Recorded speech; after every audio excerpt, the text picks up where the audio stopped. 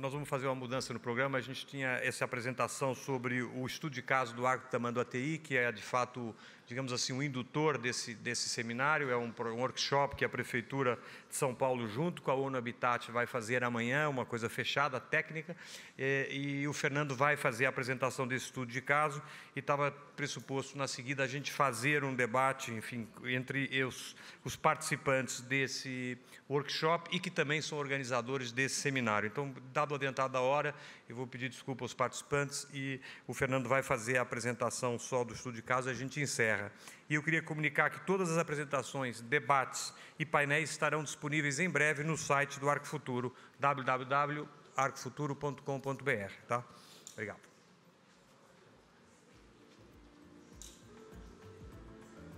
Bom, boa noite a todos. Mais do que uma apresentação, eu vou tentar fazer um fechamento,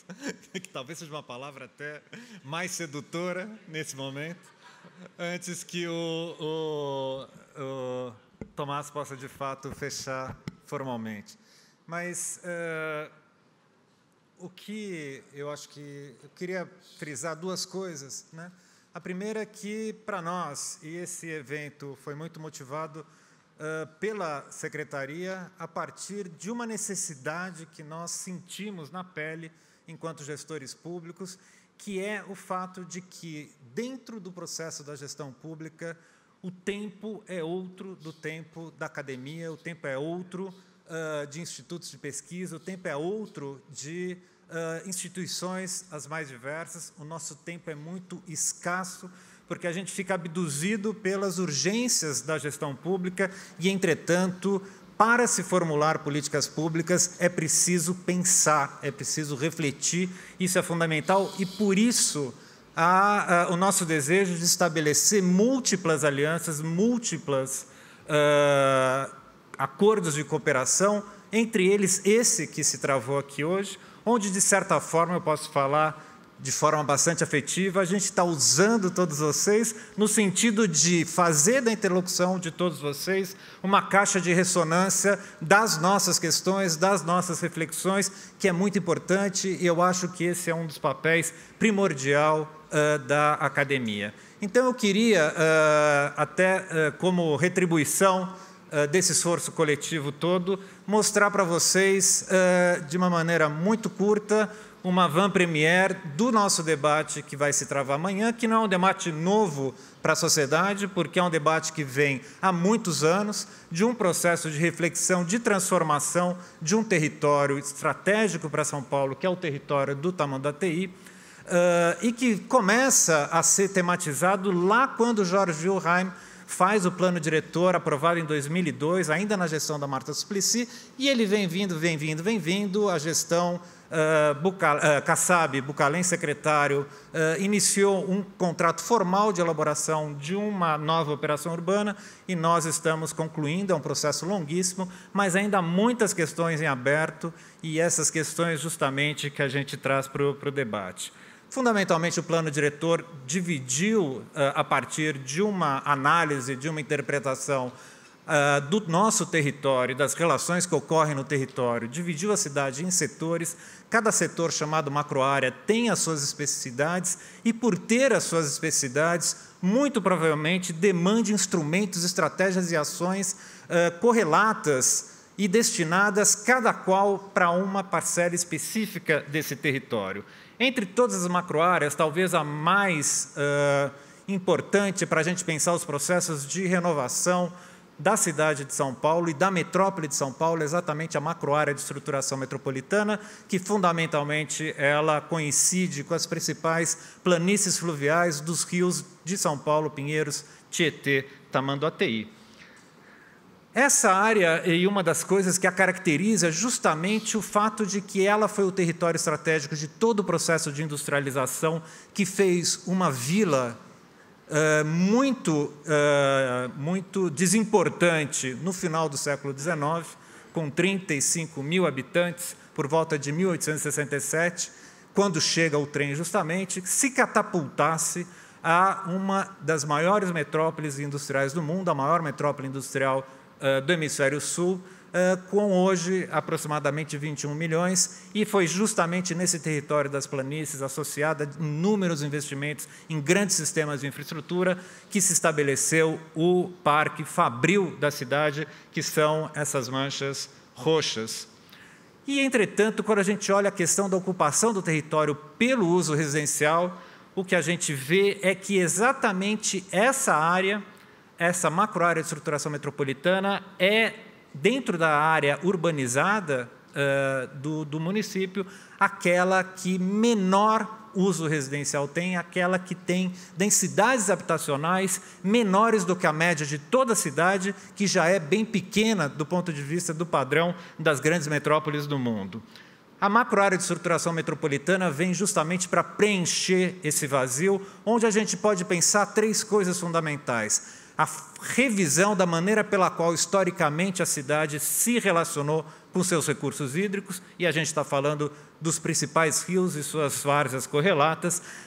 A capacidade desse território de acolher um adensamento ainda necessário, pese o fato de que a taxa de crescimento de São Paulo cai e, por volta de 2040, nós vamos estabilizar e, quiçá, declinar a população. Até lá, a metrópole vai receber mais 2 milhões de pessoas e apenas 1 milhão para o município de São Paulo, e a gente precisa imaginar onde acolher toda essa população ainda por vir. E esse é um território de grandes oportunidades desse ponto de vista, justamente porque é o território fabril, em processo de reestruturação produtiva, que tem ofertado as maiores oportunidades de transformação, e um território que não encontra as resistências legítimas da população, que não quer mais ver os seus bairros consolidados terem as suas características morfológicas, identitárias, a sua memória transformada a cada ciclo do mercado imobiliário, na renovação de uma cidade que já se fez, se destruiu, se fez e se refez inúmeras vezes. E nós também, para além da estratégia de adensamento, do desejo de adensamento, também queremos repensar as atividades produtivas, porque ainda que haja esse processo de reestruturação produtiva, ainda há coisas acontecendo, e mais do que simplesmente preservar as atividades produtivas que existem, nós queremos trazer mais e nós queremos renovar as atividades já presentes, justamente para compatibilizar a importância das dinâmicas produtivas nas grandes metrópoles, trazendo, inclusive, uma reflexão sobre como uma nova manufatura relacionada à economia do século XXI, relacionada à agenda urbana do século XXI, pode conviver nesse território de adensamento, e como, vice-versa, o adensamento pode conviver com esse território dessas áreas produtivas, que são as zonas predominantemente industriais, as zonas de desenvolvimento econômico, gravadas através do zoneamento recém-revisto também. Nós dividimos a macroárea de estruturação metropolitana em diversos setores, cada setor tem a sua especificidade. Parte desses setores já foram ou vêm sendo objetos de projetos e estratégias específicas de política urbana, entre elas operações urbanas. Vale lembrar que as operações urbanas no município de São Paulo, a partir do plano diretor, só podem ser justamente aplicadas dentro desse território, por questões estratégicas, e, para além da Operação Faria Lima, cuja primeira lei é exatamente de 95, e que foi recém-revista, Águas Espraiadas, Água Branca, também revista nessa gestão, nós estamos enviando, então, já enviamos, está em tramitação final na Câmara, o projeto de lei da Operação Urbana Bairros do Tamanduateí, que se relaciona com o território justamente do rio Tamanduateí. Hoje, o cenário do Tamanduateí mais ou menos indica aí uma população em torno de 139, 140 mil habitantes, uma relação emprego-população de 1,6, um total de 223 empregos e uma densidade em torno de 84 habitantes por hectare, uma densidade muito baixa. Nós justamente fizemos todas as modelagens para ampliar essa população em mais uma grande porcentagem, para 391 mil habitantes, 400 mil habitantes,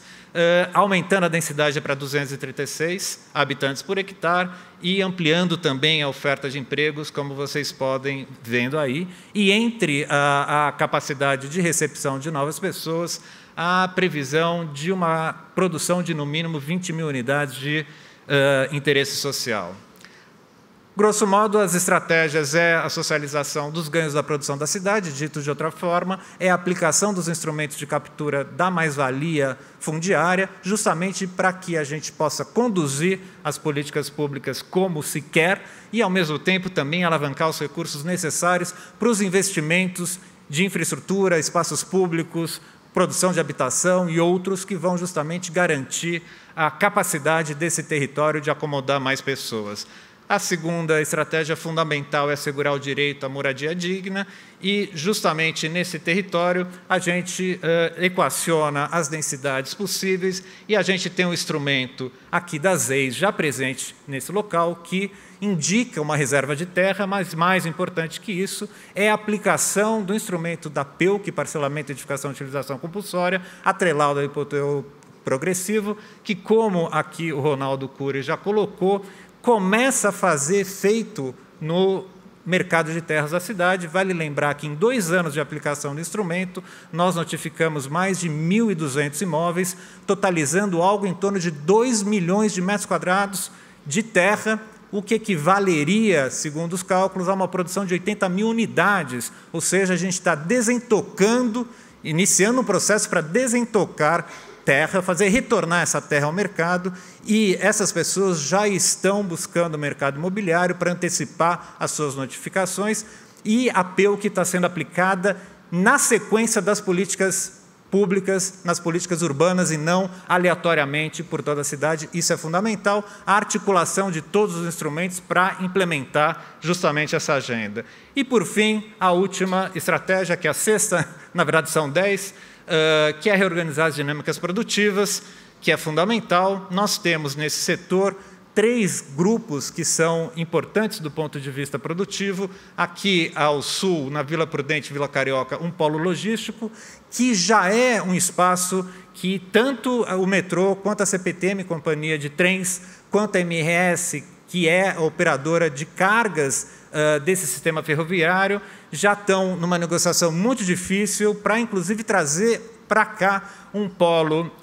logístico intermodal calcado no ferroviário, que subiria do Porto de Santos direto no trem e, a partir daí, deslocaria a carga para a metrópole. Vale lembrar que 50% de toda a carga do Estado de São Paulo tem como origem ou destino a metrópole, portanto, é o abastecimento desse contingente gigantesco de 21 milhões de pessoas que se trata o projeto. O segundo setor, que é o polo industrial, é um setor ainda ativo do ponto de vista da indústria. Está aí uma indústria de serralheria que é abastecida pelo trem com as bobinas que vêm da CSN, e é um setor que tem uma relação direta com o automobilístico do ABC. Eles produzem peças, chaparias, online, just in time, melhor dizendo, para a indústria automobilística. E é claro que, dentro do processo de desmobilização da indústria automobilística do ABC, algo acontecerá, mas nós estamos resguardando essas indústrias